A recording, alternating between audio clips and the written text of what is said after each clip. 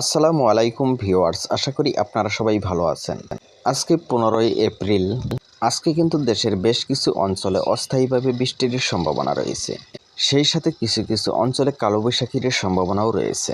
এই মুহূর্তে কিন্তু খুলনা, বরিশালের বেশ কিছু অঞ্চল মেঘাচ্ছন্ন।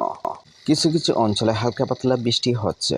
বজ্রপাত সহ কিছু কিছু অঞ্চলে বৃষ্টি হচ্ছে লক্ষ্য করা যাচ্ছে। আপনারা দেখতে পাচ্ছেন বরিশাল, খুলনা এবং ঢাকা বিভাগের ফরিদপুর, মাদারীপুরের কিছু কিছু অঞ্চলে এই মুহূর্তে কিন্তু এই সমস্ত অঞ্চল মেঘাচ্ছন্ন রয়েছে।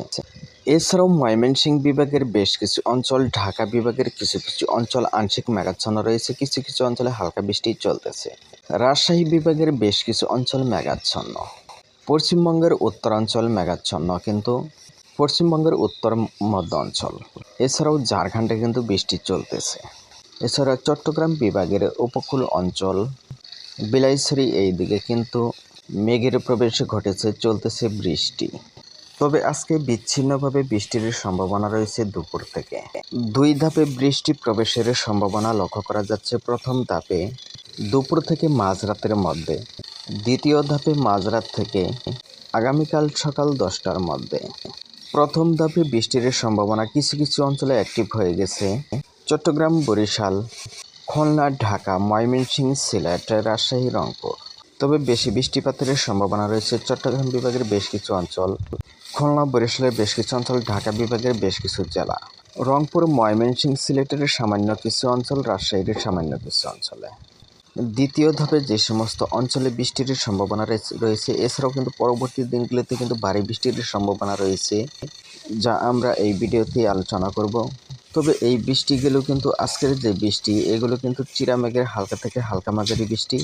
দ্বিতীয় ধাপে মাঝরাত থেকে আগামীকাল সকাল 10টার মধ্যে সিলেটে, ময়মনসিংহে, ঢাকা, বাংলাদেশের প্রায় 8টি বিভাগের বেশ কিছু জেলায়, ময়মনসিংহ, রাজশাহী, ঢাকা, খুলনা, বরিশালের প্রায় সবকটি জেলায় হতে পারে বা পরবর্তী সময় কিছুটা চেঞ্জও আসতে পারে।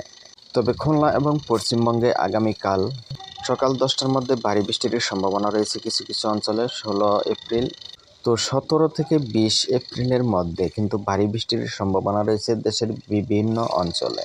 এই মুহূর্তের লাইভ ট্র্যাকিংয়ে যা লক্ষ্য করা যাচ্ছে আপনাদেরকে দেখিয়ে দিচ্ছি। পরবর্তী সময় কিছুটা চেঞ্জ আসতে পারে।